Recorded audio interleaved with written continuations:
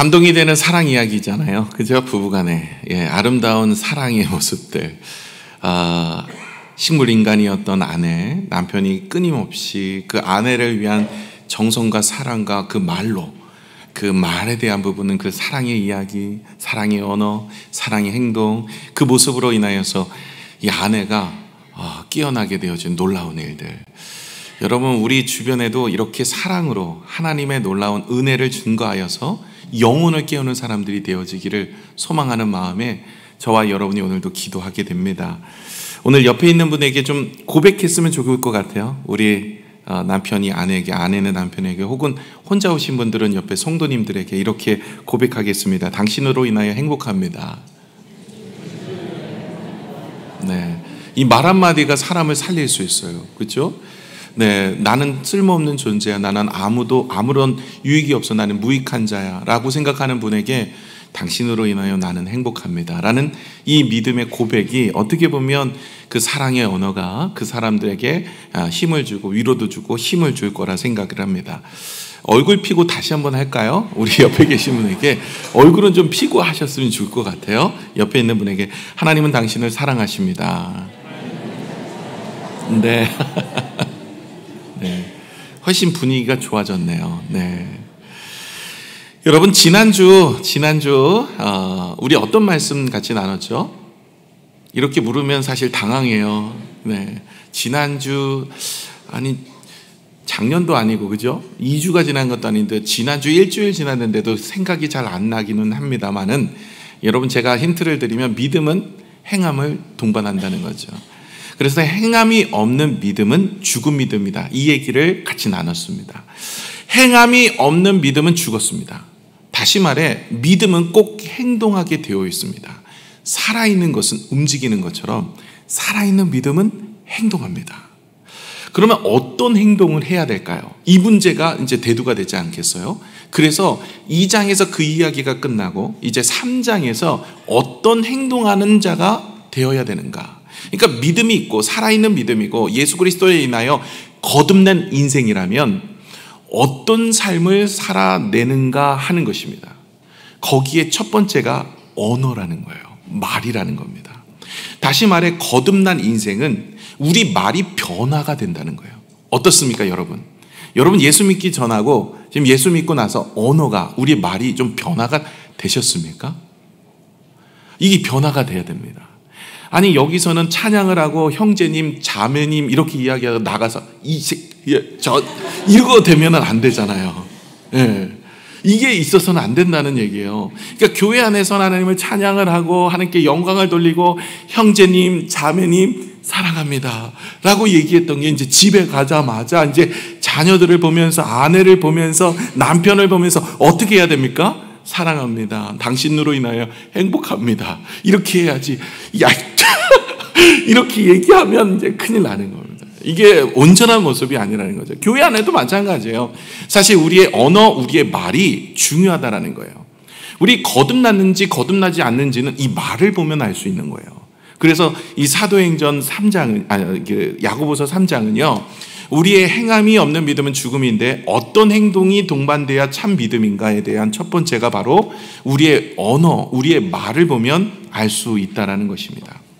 여러분, 혀는 오늘 성경에 우리가 5절까지 읽었지만 6절에는 이런 얘기를 해요. 혀는 불과 같다라고 얘기합니다. 우리 6절을 한번 보면, 혀는 곧 불이요 불의의 세계라. 혀는 우리 지체 중에서 온몸을 더럽히고 삶의 수레바퀴를 불사를 하니 그 사르는 것이 지옥 불에서 나느니라.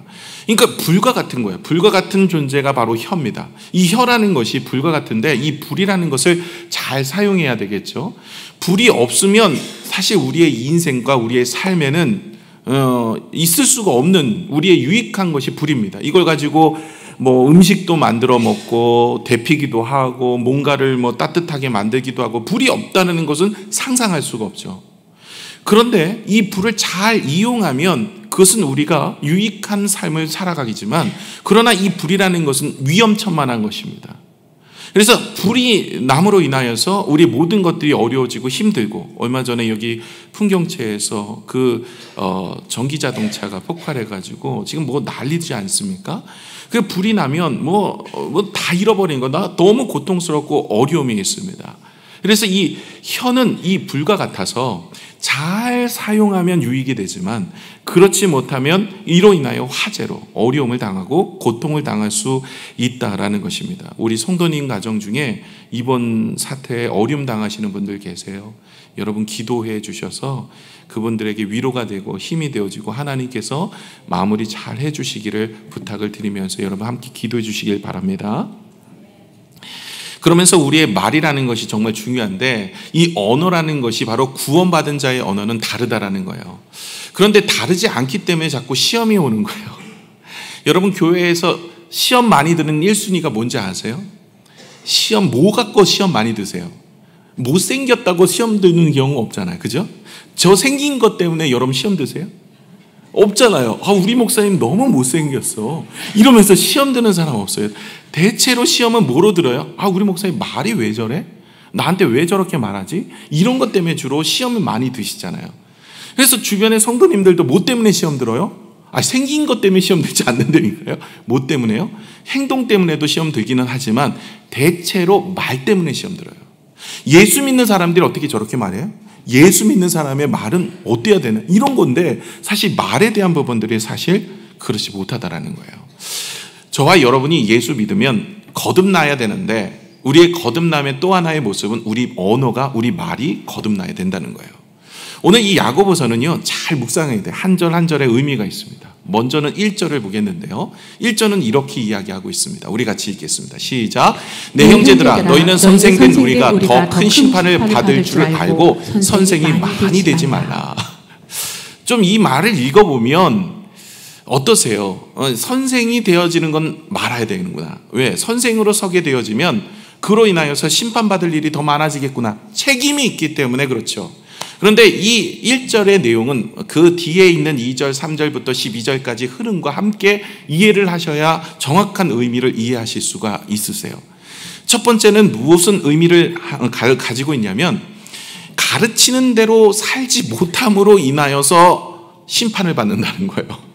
여러분 선생이 만약에 그 가르치는 대로 살지 못해요. 그럼 시험 받아요. 한 예로 제가 여러분하고 이렇게 말씀을 나누면서 사랑의 이야기를 하고 용서의 이야기를 하고 먼저 손 내미는 것을 이야기를 하고 엊그제 금요일 같은 경우는 이 분노, 화에 대한 이야기를 하고 사람들에게 선을 대하는 부분들을 이야기를 했는데 제가 많이 회개를 했어요. 이유가 뭐냐면 제가 그렇게 살지 못했던 모습이 있었거든요. 여러분 만약에 목회자든 성도든 우리가 하나님 나라에 있어서 말과 행실이 거룩하고 구별되지 못한다면 사람들은 시험 듭니다. 그래서 무엇보다 우리가 선생으로서 살아간다면 가르치는 자로 살아간다면 그 가르치는 대로 행동해야 된다라는 거예요. 그렇지 않으면 책망이 있고 심판이 반드시 있다라는 것을 말씀하십니다. 두 번째 의미는 무엇이냐면 선생이 많이 되지 마라. 이런 이야기는 야 선생하지 마. 나도 선생해 보니까 너무 힘들어. 이 얘기를 하고 있는 게 아니에요. 무슨 말이냐면 선생이라는 말 자체가 가르치는 자잖아요. 다시 말해 우리한테 무슨 의미냐면 자꾸 가르치려고 들지 마. 우리가 어때요? 언제 상처를 많이 받아요? 가르치려고 들 때 상처를 많이 받아요. 나도 아는데 자꾸만 저분이 와가지고 나의 일에 있어서 나의 삶에 있어서 가르치려고 그래요. 여러분 상담 우리 많이 받아보시잖아요. 여러분 상담을 받으러 가시면 어떻습니까? 답을 그 사람에게 얻으려고 가지 않아요. 주로 내담자를 상담할 때 이 내담자 안에 벌써 그 사람이 나올 때부터 답을 알고 있어요. 그러면 그냥 공감해 주면 돼요. 그리고 그 사람이 그 답을 찾아갈 수 있도록 내면에서 끄집어내는 게 진정한 상담의 가장 중요한 거예요. 그 상담에 있어서 그 사람에게 해당되는 내가 말을 야 집사님 내가 해보니까 이렇게 하면 돼. 이거야. 아니야 그거 집사님 이건 아니야. 그분은 그것을 나에게 이야기하려고 하는 게 아니거든요. 좀 알아달라고 얘기하는 것이고 내 마음이 속상하다고 이야기하는데 자꾸만 우리는 어때요? 가르치려고 하는 경우가 많아요. 제가 항상 그런 모습으로 혼이 많이 나요. 네, 집에서. 그래서 제 아내는 이런저런 얘기를 저한테 해요. 그러면 이런저런 이야기를 할 때 그냥 마음을 알아달라고 이야기하는데 저는 거기에 답을 주려고 그래요. 그건 그렇게 하면 안 되지. 그러니까 가르치려고 하니까 뭐라고 얘기하면 나도 알아. 나도 아는데 내 마음이 이랬다는 거야 라는 이야기를 하는 겁니다. 여러분, 우리가 선생이 많이 되려고 하지 마세요. 그냥 잘 들어주고 섬겨주고 이해해주고 함께하는 것이 은혜입니다. 그래서 여러분, 우리 믿음의 성도들은요, 자꾸만 가르치려고 하는 경우가 많아요. 그래서 많은 분들 그런 얘기해요. 입만 살아가지고. 우리가 입만 살아있는 사람들이 아니라 행함과 진실함으로 사랑하는 모습이 되어지기를 원해요. 교회 안에서도 말이 살아서 다른 사람들을 자꾸만 가르치려고 하고 정죄하고 판단하고 이런 모습이 아니라 우리는 자꾸 돌아볼 수 있는 그런 모습이 되어졌으면 참 좋겠습니다. 초대교회는 이런 일을 잘 못했대요. 그래서 존경받는 선생, 랍비가 되고자 하는 모습들이 있었는데 사실은 하나님께서는 그런 모습보다는 네가 말을 잘 준행하며 나아가며 축복하는 말을 하고 그런 일들을 하기를 원하는 것이죠. 이렇게 말에 대한 부분들을 잘 하는 분들이 바로 하나님 나라의 백성입니다. 그분들은 소양과 자질로 인하여서 아름답게 하나님의 백성으로 살아가게 되어지고 그로 인하여 은혜가 되는 것이죠. 아무리 섬김을 많이 하고 아무리 봉사를 많이 하는데 말이 험하면, 말이 온전하지 않으면, 말을 자꾸 실수하면, 말과 행동이 다르면, 말로 자꾸 사람을 책망하고 불평하고 원망하는 말을 하게 되면 그 사람들의 삶은 마지막, 오늘 좀 우리가 나중에도 성경 살펴볼 텐데 그 말하는 대로 하나님께서 이루기도 하시지만 그 말로 인한 심판은 반드시 임하더라는 것이죠. 주의하라는 얘기예요. 저와 여러분이 오늘도 기도해야 됩니다. 그리고 이제부터는 기도해야 돼요. 하나님, 내가 변화된 자로서 말이 거듭나는 인생이 되게 하여 주옵소서. 그래서 이 말을 잘 다스리고 말을 잘하는 그런 인생이 되셔야 됩니다. 고린도전서 12장 28절을 같이 한번 볼까요? 시작. 하나님이 교회 중에 몇을 세우셨는데 첫째는 사도, 둘째는 선지자, 셋째는 교사요. 그 사람은 능력을 행하는 자요. 그 다음은 병 고치는 은사와 서로 돕는 것과 다스리는 것과 각종 방언을 말하는 것이라. 하나님께서 이제 교회 은사들로 이렇게 사람을 세우는데 그 중에 사도도 있고 선지자도 있고 교사도 있고 능력 행하는 자, 병 고치는 자, 여러 가지 은사들로 사람을 세웁니다. 그 중에 한 사람이 바로 교사, 가르치는 자가 있더라는 거죠. 그래서 여러분, 하나님의 은사대로 우리가 섬기며 베풀고 살아가야 되는데 그 일들을 잘 감당하셔야 되고 그 일들에 있어서 우리가 지혜로운 자로 이 말이라는 것으로 가르치기도 하지만 말로 상처 주기도 하고 말대로 살아가지 않으면 그것으로 인하여 하나님 앞에 심판을 받을 수 있으니 우리가 주의하라, 이 얘기를 하고 있습니다. 그래서 여러분, 교회에서는 직분도 중요하고요, 그리고 자리도 중요합니다만은 더 중요한 것은 그 자리보다 자격이 중요합니다. 우린 지난주에 우리 임직자분들을 우리가 투표로 이렇게 선별했습니다. 이제 그분들은 내년 1월 첫째 주 우리 창립 12주년이 되거든요. 12년 되는데 그때 이제 그분들을 세워갑니다. 그런데 그렇게 이제 우리 직분자들을 세울 때 뭐가 제일 중요하냐면 안수입사가 되어지든 권사가 되어지든 장로가 되어지든 뭐가 되어지든 간에 더 중요한 것은 내가 뭐가 됐다라는 게 중요한 것이 아니라 그 되어진 모습 속에 자질과 소양이 갖춰지지 않으면 덕이 되지 않더라는 거예요. 그래서 6개월 동안 열심히 저희 교회는 훈련을 시킬 겁니다. 제자 훈련도 시키고, 집사가 어떤 분이 집사가 돼야, 안수 집사가는 어떤 모습이어야 되는지, 권사는 어떤 모습이어야 되는지, 장로님은 어떤 모습이어야 되는지 제가 계속해서 저와 행복한 권사, 행복한 안수 집사, 행복한 장로라는 책을 가지고 양육도 하고, 그 다음에 독후감도 내야 되고, 훈련도 받고. 어제 임직되신 분들도 이럴 줄 알았으면 하신 분들이 계시지만, 여러분 그렇게 훈련을 받아서 세워지면 하나님 나라를 위해서, 여러분 맨날 고백하잖아요. 하나님 나라를 위해서 내가 쓰임받기를 원합니다. 이번에 좋은 기회가 될 수 있어요. 그래서 여러분 잘 훈련을 받으셔야 되는데 그 중에 첫 번째가 오늘 성경에 나오는 이 말에 대한 부분들을 잘 훈련 받으셔서 하나님 앞에 기쁨이 되어지기를 부탁을 드립니다. 저도 그렇습니다. 여러분, 저도 마찬가지예요. 성경적 지식이 없이 성경을 가르치거나 설교를 한다면 성경에서 말하고 있지 않은 내용을 이야기하거나 잘못 이야기하는 게 되게 위험한 겁니다. 설교학에서 가장 중요한 게 뭐냐면, 설교학을 저도 배우거든요. 학교에 있을 때 배웠을 때 설교 교수님이 그런 얘기를 하세요. 설교에 가장 위험한 게 있다. 위험한 게 뭐냐? 그것은 바로 성경적이지 않는데 은혜로운 설교가 위험하다. 성도들은 은혜를 받았다고 하는데 문제는 성경적이지 않는 거예요. 성경의 내용, 하나님이 무엇을 알려주는지에 대한, 성경이 무엇이 쓰여져 있는지에 대해서는 알려주진 않고 그냥 은혜로운 설교를 하는 거죠. 그래서 와서는 마음이 편하네요. 듣고 나니까 뭐 너무 좋아요. 마음도 해피한데 그게 중요합니까? 중요한 것은 오늘 본문이 하나님께서 우리에게 무엇을 일러주시는지가 중요하죠. 물론 성경적이면서 은혜로운 설교, 이것이 최고입니다. 그런데 가장 위험한 설교는 은혜스러운데, 말씀에 은혜가 되어지고 마음도 편안하고 기쁨도 있는데 성경이 말하고 있지 않은 내용을 설교하는 거, 이게 가장 큰 문제인 거예요. 그래서 저도 그런 부분에 있어서 오류가 빠지지 않도록 늘 공부하고 또 공부하고 또 공부합니다. 왜냐하면 소경이 소경을 인도하면요, 그 잘못된 길로 갈 거 아닙니까? 저도 잘 모르는데 여러분하고 같이 잘못된 길로 제가 인도해 주면 어떻게 됩니까? 큰일 나죠. 하나님 앞에 책망을 받을 수 있기 때문에, 그러므로 선생된 자가 열심히 말로 하나님의 말씀을 전파하고 가르치는 부분에 있어서 잘 하려고 노력을 하는 거죠. 또 하나는 뭐예요? 여러분 잘 가르쳐요. 성경에 대해서는 누구보다도 지식이 박식해서 하나님이 무슨 뜻인지 잘 여러분에게 일러줘요. 그리고 은혜도 돼요, 설교 때. 그런데 그렇게 안 살아. 생각을 해보세요. 제가 여기서는 이렇게 이야기해놓고 나가서는 막 살고 막 하고 그러면 은혜가 되겠습니까? 그러면 하나님 앞에 그 책임을 감당할 심판을 받아야 되겠죠. 그래서 저도 사실은 설교를 준비하면서 설교를 하고 있지만 저도 사랑하지 못하는 것 때문에 마음이 많이 힘들었어요. 지난 금요일 같은 경우도 제 마음이 너무나 힘들더라고요. 오히려 지난 금요일은 하나님이 저한테 이야기하는 것 같았어요. 왜냐하면 그 금요일 바로 전에 목요일날 있었던 사건 때문에 그래요.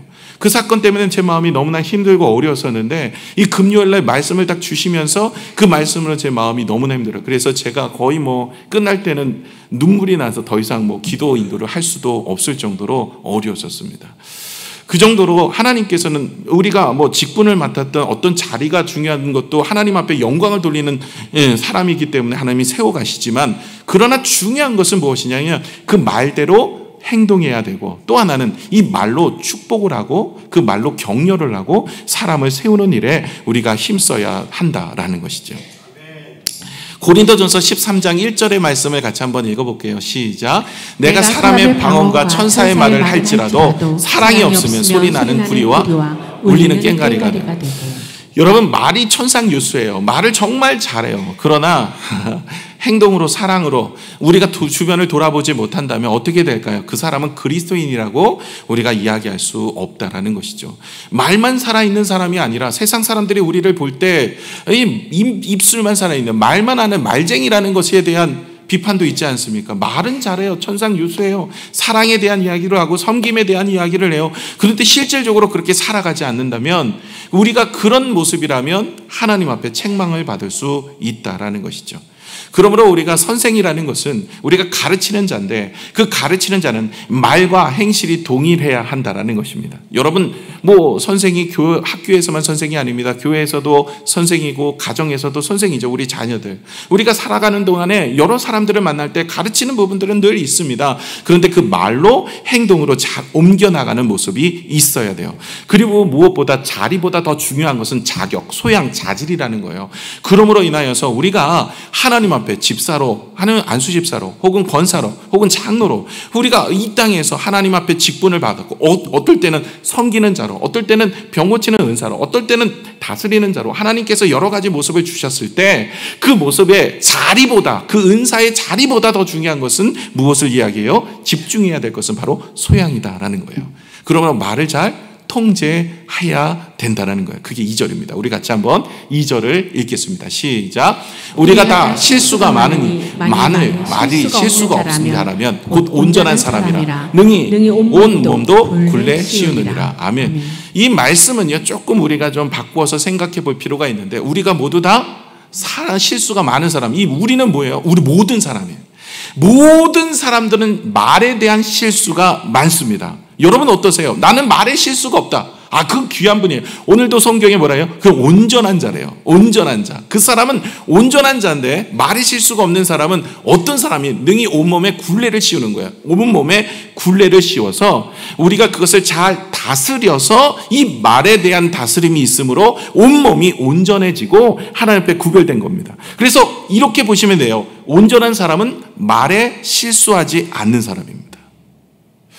여러분, 우리의 말이 자꾸 실수하고 넘어뜨리고 자꾸 시험을 주거나 아니면 그것 때문에 문제가 자꾸 발생한다면 오늘 기도해요. 행함이 없는 믿음은 죽은 믿음이라고. 오늘 우리의 말에 하나님 영광을 올려드릴 수 있는 믿음의 언어를 사용하게 하여 주옵소서라고 고백해야 돼요. 근데 문제는요, 우리 모두가 다 실수가 많다는 게 문제입니다. 우리 인생은요, 다 실수가 많은 인생이에요.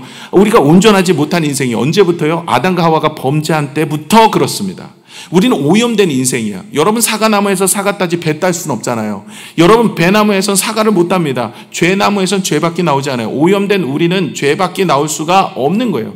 로마서 3장 23절을 한번 볼까요? 모든 사람이 죄를 범하였으며 하나님의 영광이 이르지 못하더니. 모든 사람이 다 범죄하였어요. 그래서 범죄로 인하여서 말로 실수도 하고 넘어지기도 하고 그렇게 살아가는 것입니다.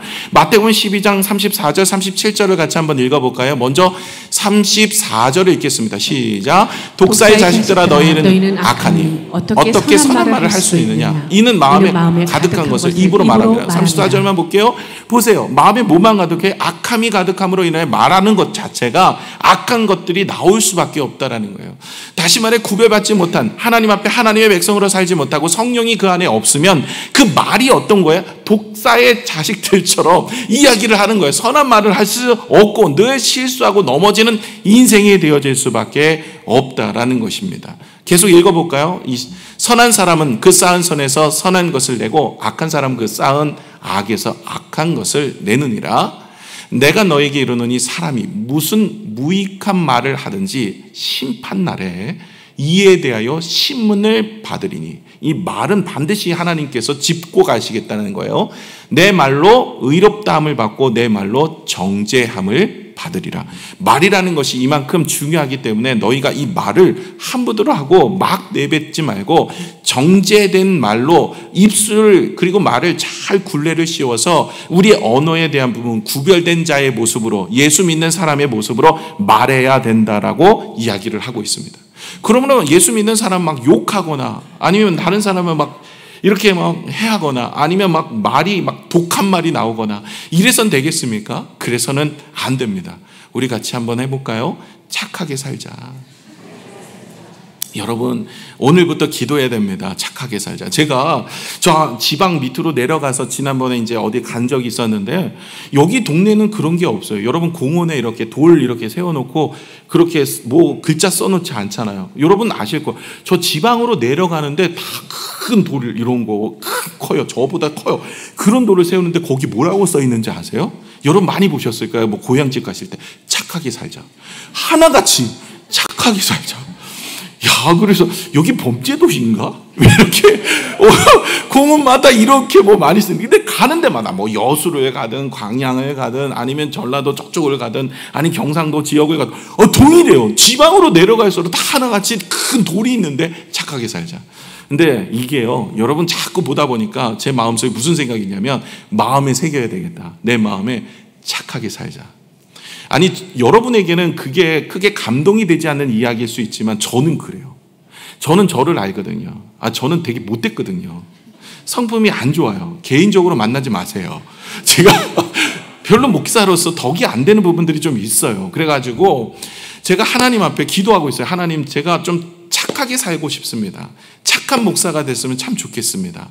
막 이러는데 이제 그렇게 기도를 하고 집에 가면 장난이 아니죠. 우리 개부터 해가지고 뭐 이런 뭐 아들내미들 둘이서 뭐 이렇게 뭐 한다든지 이러면서 오늘도 이렇게 설교를 일부 하고 들어가서 이제 목양실에 딱 들어갔더니 둘째 아들이 딱 있는데 말을 그냥 막 아빠 오늘 설교 준비 많이 안 하셨죠? 오늘 설교 많이 준비 안 하신 것 같아요. 네, 이러면서 말로 그냥 말을 잘하라 그랬는데 막 속에서 뭐가 막 올라와. 그 다음에 제 마음속에 그랬죠. 착하게 살자. 그래 현민아 빨리 가라 집에. 좋은 말로 했습니다. 착하게 살아야 돼서. 사실 우리가 이야기를 보면서 우리 믿음의 사람들에게 중요한 것은 나오는 대로 다 말을 해서는 안 되겠죠. 야고보서 3장 9절에서 12절에 보시면 이런 이야기가 있어요. 우리가 본문은 5절까지지만 같은 내용이에요. 우리가 9절에서 12절 같이 읽어보겠습니다. 시작. 이것으로 우리가 주 아버지를 찬송하고 또 이것으로 하나님의 형상대로 지음을 받은 사람을 저주하나니 한 입에서는 찬송과 저주가 나오는도다. 내 형제들아 이것이 마땅하지 아니하니라. 샘이 한 구멍으로 어찌 단물과 쓴물을 내겠느냐. 내 형제들아 어찌 무화과 나무가 감람나무를 포도나무가 무화과를 따겠느냐. 이와 같이 짠물과 단물을 내지 못하느니라. 이 말이 아니 교회에서는 찬양하고 영광을 돌리면서 형제여 자매여 사랑합니다라고 얘기해놓고 나아가서는 이 저주의 말, 불평의 말, 그런 정죄하는 말, 그런 말을 되겠냐라는 거예요. 그것은 안 되는 모습이다. 우리의 언어가 거듭나야 한다는 것을 이야기합니다. 하나님의 백성은 하나님의 말씀으로 그리고 선포하는 것이 즐겁고 복되고 행복하고 세워주는 말을 해야 이것이 바로 그리스도인들의 모습이라는 것이죠. 2절 하반절을 다시 한번 볼까요? 우리가 다 실수가 많으니 만일 말에 실수가 없는 자라면 곧 온전한 사람이래요. 능히 온 몸에 굴레 씌우니라. 그러므로 온전한 사람은 굴레를 씌워서 잘 감당하며 이 말에 대한 굴레를 씌워서 그러므로 인하여 축복하며 하나님 앞에 은혜로 살아가는 모습이 된다라는 것입니다. 어느 날 주일 설교 때 목사님께서 분노라는 어느 교회 목사님께서 분노라는 제목으로 설교를 하셨어요. 분노, 화에 대한 것. 설교가 딱 마치고 예배가 마치고 나서 나가는데 한 부인이 찾아왔어요. 목사님에게. 그 부인이 이런 얘기를 하는 거예요. 아니 목사님 저는 성질이 너무 급해요. 그래서 고민입니다. 저는요 성질이 급해가지고 작은 일에도 화를 냅니다. 막 폭발합니다. 여러분 그런 분들 계시죠? 좀 성질 급한 사람이 대부분 조그마한 일 가지고도 막 폭발하잖아요. 제가 그래요. 막 폭발하고 막 그러는데 이러는데 근데 꼭 그런 분들이 이 말을 해요. 그런데 저요 뒤끝은 없어요. 그런 얘기 많이 하시죠. 이게 저 같은 사람들은 항상 하는 얘기가 저는 막 폭발합니다. 막 말을 막 하는데 뒤끝 없어요. 그럴 때 이 목사님이 이런 얘기를 해요. 그렇죠. 엽총도 그렇습니다. 한 방이면 끝납니다. 그러나 한 방만 쏘면 사람 죽일 수 있습니다. 이런 얘기를 하는 거죠. 뭐라고 얘기하는 겁니까? 쉽게 노여워하고 화를 내도 자신은 뒤끝이 없다라고 이야기하지만 그것은 자신의 감정이라는 거예요. 듣는 사람들은 뒤끝이 있어요. 상처가 되어지고 말 한마디에 사람을 죽이고 살 수 있는데 그 말 한마디, 그 1분 동안 얘기했던 그거, 그 짧게 되지 않은 것 때문에 자신을 잊어버리고 살아갈 수 있어요. 말한 사람은 그렇게 살아가요. 뒤끝 없대요. 그러나 듣는 사람은 그렇지 않아요. 엽총 한 자루처럼 말 한마디에 우리의 인생이 죽을 수 있는 거예요. 화를 제어하는 거예요. 말을 잘 하는 거예요. 평생 화를 안 내고 살 수 없으나 화가 날 때 그 감정을 그대로 여과 없이 폭발해버리면 그리스도인의 모습은 아니라는 거예요. 저와 여러분이 오늘부터 기도해야 됩니다. 하나님 내가 이 말을 잘 정지하고 굴레를 씌워가지고 하나님 온전한 자로 살아가게 하여 주옵소서. 그러나 우리는 다 죄 가운데 있어서 실수하고 연약하니 내 마음에 성령께서 함께하여 주셔서 내 마음을 새롭게 하시고 내가 말하는 이 말을 하나님 아버지 은혜를 주시며 그리고 내 입술에 하나님께서 파수꾼을 두셔서 그 말을 잘하는 자가 되게 하여 주옵소서라고 저와 여러분이 함께 기도했으면 참 좋겠습니다. 그래서 여러분 말이라는 것 정말 중요해요. 그리스도인인지 그리스도인이 아닌지는 말을 보면 알 수 있대요. 그러니까 말의 행실을 통해서 그 말의 열매를 통해서 그를 알 수가 있는 거예요. 저와 여러분이 참 믿음의 사람으로서 말을 잘하고 저 사람을 세워줄 수 있는 그런 믿음의 모습이 되시기를 축원합니다. 마지막으로 세 번째가 3절에서 5절까지인데 이 말로 인하여서 우리가 그 인생을 살아가게 되더라는 거예요. 우리 3절에서 5절까지 읽겠습니다. 시작. 우리가 말들의 입에 재갈 불리는 것은 우리에게 순종하게 하려고 그 온 몸을 지어하는 것이라. 또 배를 보라. 그렇게 크고 광풍에 밀려나는 것들을 지극히 작은 키로서 사공의 뜻대로 운행하나니 이와 같이 혀도 작은 지체로 돼 큰 것을 자랑하도다. 보라 얼마나 작은 불에 얼마나 많은 나무를 태우는가. 아멘. 이 여러분 4절에 보시면 재갈을 물린다라고 이야기가 되어 있어요. 아니 3절이요. 죄송합니다. 말들에게 재갈을 물린대요. 여러분 말이라는 큰 등치의 이 짐승을 움직이는 데 있어서 무엇이 필요합니까? 이 재갈이라는 것, 거기에 고삐를 내매죠. 만약에 이 고삐가 풀렸으면 망아지 되는 겁니다. 그런 것처럼 우리의 말이라는 것이 바로 이와 같아서 우리가 잘 정제하고 절제하고 다스리지 않으면 이 망아지처럼 되어지는 그런 인생이 되어질 수 있다는 것이고, 말한 대로 주님께서 역사하시고 이 말대로 하나님께서 일하시기 때문에 아브라함에게도, 믿음의 조상 아브라함에게도 뭐라고 얘기합니까? 네가 축복하는 자에게 내가 축복하고 내가 저주하는 자에게 저주한다. 그러므로 여러분 우리의 말을 잘 정제하여서 하지 않으면 우리의 말로 인하여 상대방을 죽이기도 하지만 또한 우리가 하나님 앞에 불평하고 원망하고 하나님 앞에 외치는 그 말로 인하여 하나님이 조용히 듣고 계시는 거예요. 이스라엘 백성들이요, 광야에서 힘들고 어렵다고 뭐라고 얘기해요? 하나님 죽겠습니다. 그래 죽어라 그냥. 그래서 40년 동안에 1세대들은 죽었어요. 오늘부터 우리의 말을 좀 바꿨으면 좋겠어요. 우리는 배불러도 배불러 죽겠어요. 힘들어도 힘들어 죽겠어요. 더워도 더워 죽겠어요 라고 하는데, 하나님 더워도 살겠습니다. 하나님 힘들어도 살겠습니다. 이런 단어의 모습도 우리가 좀 필요한 것 같아요. 그렇죠? 그래서 우리가 하나님, 우리의 말에 있는 단어들을 잘 다스려서 하나님 앞에 영광 올려드리지 않으면 우리의 말한 대로 주님이 들으시고 그대로 행동하는 거예요. 그래서 그들이, 이스라엘 백성들이 가데스 바네아에서 민수기 13장에서 16장까지 그 12 정탐꾼들이 40일 동안 정탐하고 돌아와서 뭐라고 얘기합니까? 그들이 내가 여기는 들어갈 수가 없습니다. 우린 여기서 다 죽었습니다. 우리는 메뚜기 같은 존재입니다. 우리는 여기서 다 죽었습니다. 하나님께서 뭐라고 해요? 네가 말한 대로, 내 귀에 들린 대로 그렇게 해줄 것이다 라고 얘기합니다. 우리 인생은요, 우리가 말하는 대로 흘러가는 거예요. 그렇기 때문에 저와 여러분이 오늘도 긍정적인 말, 기쁨의 말, 은혜되는 말, 이런 말로 많이 하시는 여러분 되시기를 부탁을 드립니다. 물은 답을 알고 있다라는 책이 있습니다. 에머턴 마시로가 쓴 책인데요. 1번이에요. 이거는요, 여러분 의학지에서도 그것이 다 검증이 돼서 올라온 거예요. 여러분 이 말이라는 것이 파장을 유발을 한대요. 말이라는 거 울림을 통해서 말을 하잖아요. 그런 것처럼 파장이 있는데, 쌀 있죠. 우리 쌀을 이렇게 두 포대를 놓고 거기다가 이 사랑이라는 우리 긍정의 이야기를 여기다 붙여놓고 계속 그것을 불러주고, 또 이쪽에는요 나쁜, 미워, 죽어라, 이런 단어를 붙여놓고 계속 불러줬더니 이쪽은 그렇게 쌀이 잘 안 썩어요. 근데 얘는 쌀이 막 썩어가는 거예요. 그리고 어떤 호수가 있었는데 호수가 이게 급수가 낮아진 거예요. 그런데 그 호수에서 옆에서 오케스트라가 좋은 음악과 그리고 그곳에서 계속 축복의 언어로 이야기했더니 거기서부터 계속 뭐가 되냐면 이게 급이 달라지는 거예요.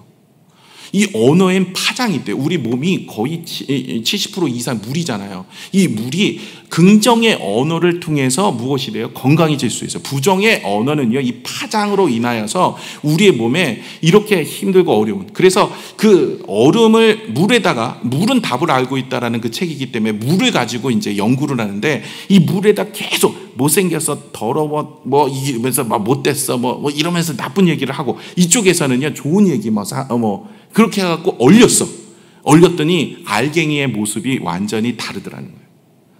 이쪽은 아주 긍정의 말로 하는 그 물은 그 파장으로 인하여서 어떻게 해요? 아름다운 그 형상의 육각면이 만들어지는데, 반면에 이래요. 그래서 그 책은요 반 이상이 사진이에요.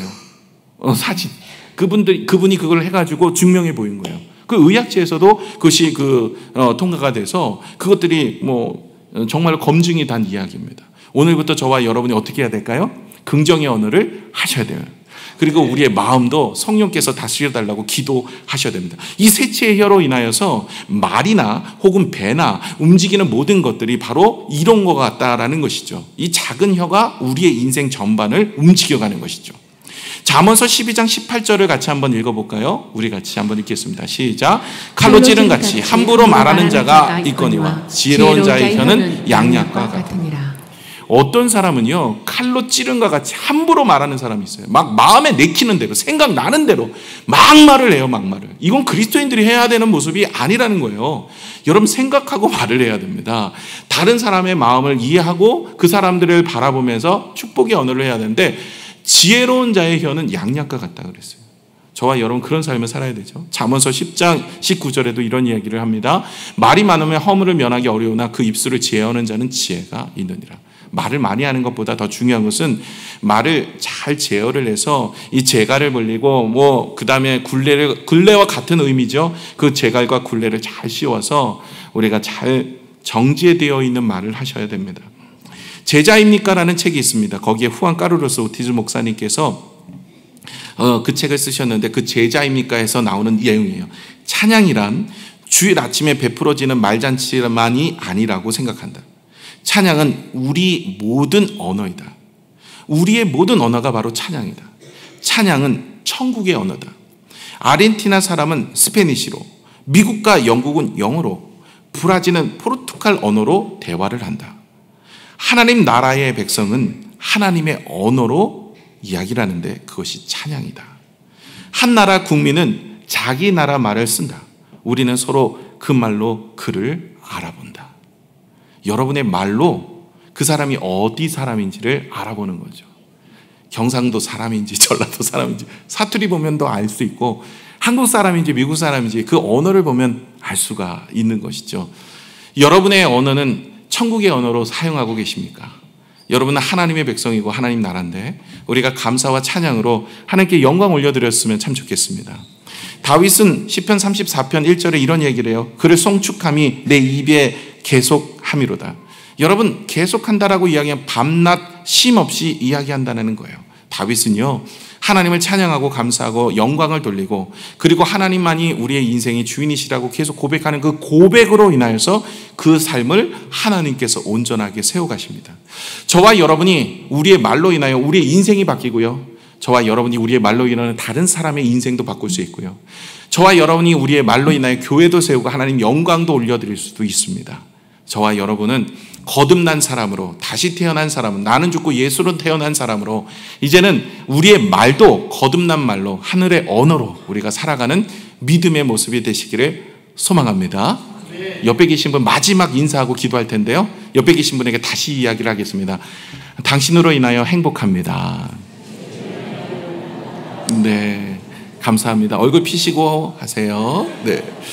여기 표정 관리 하라는 얘기는 없어가지고, 그 말씀이 조금 더 들어갔어야 되는데, 그렇습니다. 기도하겠습니다.